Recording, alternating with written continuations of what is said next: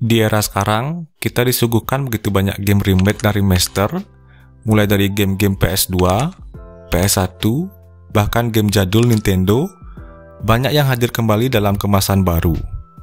Tapi ada satu generasi konsol yang justru seperti ditinggalkan oleh industri, yaitu PlayStation 3. Padahal, PS3 punya banyak judul eksklusif yang luar biasa, yang di zamannya dianggap sebagai benchmark kualitas.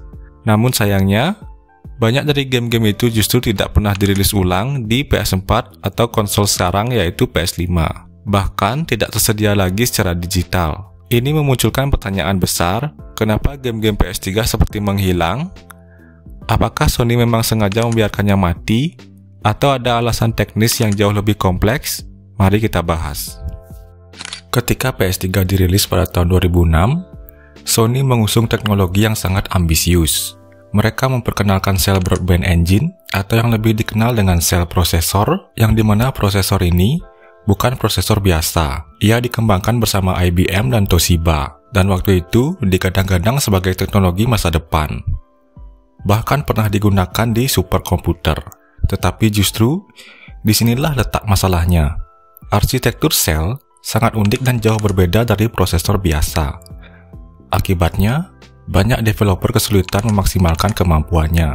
Game-game yang dirilis eksklusif di PS3 dibuat dengan sangat spesifik untuk Cell prosesor, sehingga ketika ingin memindahkannya ke arsitektur konsol berikutnya yang menggunakan sistem x86 seperti PS4 atau PS5, proses portingnya jadi sangat susah dan mustahil. Ini bukan cuma soal update grafis, tapi seringkali harus dibuat dari nol. Dan tentu saja, ini membutuhkan biaya yang besar dan waktu yang lama. Salah satu game paling terkenal di PS3 yaitu Metal Gear Solid 4. Game ini adalah puncak dari perjalanan Solid Snake dan menjadi alasan banyak orang membeli PS3 pada zamannya. Namun hingga hari ini, Metal Gear Solid 4 tidak pernah dirilis di platform lain. Bukan hanya dibangun karena memanfaatkan arsitektur Cell sepenuhnya, tetapi juga karena hubungan antara Konami dan Hideo Kojima yang makin memburuk. Game ini seperti terkunci, baik secara teknis maupun politis. Kemudian selanjutnya ada seri Killzone, terutama Killzone 2 dan 3. Game ini dulu dikadang-kadang sebagai pesaing Halo dari Microsoft Xbox, dengan visual mengagumkan dan multiplayer yang sangat intens. Tapi Guerrilla Games selaku developernya kini sepenuhnya fokus pada Horizon, dan seri Killzone ditinggalkan. Belum lagi engine-nya yang sangat spesifik untuk PS3. Sehingga tidak bisa dipindahkan begitu saja ke PS4 ataupun PS5. Contoh lainnya ada seri Infamous, yaitu Infamous 1 dan 2. Dua game superhero open world dari Sucker Punch, yang dimana menggunakan karakter Cole McGrath, dan kedua game ini juga tidak pernah hadir lagi di konsol next gen. Penyebabnya, fokus studio kini lebih bergeser ke seri Ghost of Tsushima, dan Sony tampaknya tidak tertarik menghidupkan kembali seri Infamous, setidaknya dalam waktu dekat ini. Yang terakhir ada game unik seperti Tokyo Jungle, sebuah game survival yang memungkinkan kita bermain sebagai hewan-hewan liar di kota Tokyo yang ditinggalkan manusia. Game ini sangat berbeda dari yang lain, dan justru itulah daya tariknya.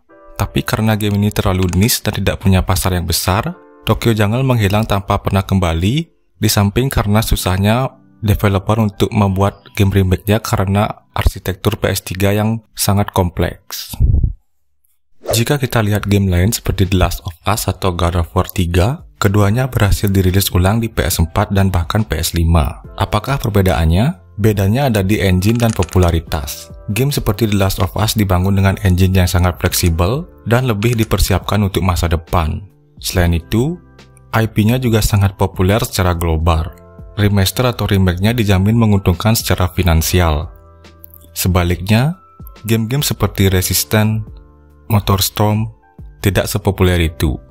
Studio pengembangnya pun ada yang sudah bubar, seperti Evolution Studios, atau seperti dalam kasus Heavenly Sword, studionya kini dimiliki oleh Microsoft, yaitu Ninja Theory. Hal-hal ini membuat proses remaster jadi tidak hanya sulit secara teknis, tapi juga sangat rumit secara hukum dan lisensi. Dan untuk publisher besar seperti Sony atau Konami, jika tidak ada jaminan keuntungan, mereka lebih memilih membiarkan game itu tetap terkunci di masa lalu. Seperti contohnya yang sudah dijelaskan tadi, yaitu Metal Gear Solid 4 dan juga seri Infamous.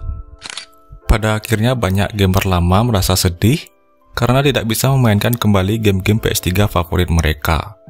Padahal secara kualitas, banyak dari game ini masih sangat relevan di tahun ini.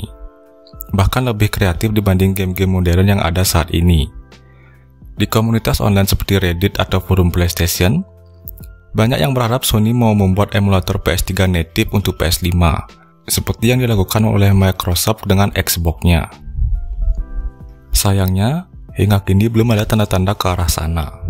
Satu-satunya cara saat ini untuk memainkan game-game itu, selain punya PS3 yang asli, adalah dengan menggunakan emulator RPCS 3 di PC. Tapi tidak semua orang punya PC dengan spek tinggi, dan emulator tersebut pun sampai saat ini masih belum stabil untuk menjalankan semua game. Jadi bisa dibilang, bagi banyak gamer, game-game PS3 itu sekarang seperti harta karun yang terkubur dan tersimpan di satu konsol yang perlahan dilupakan, yaitu PS3.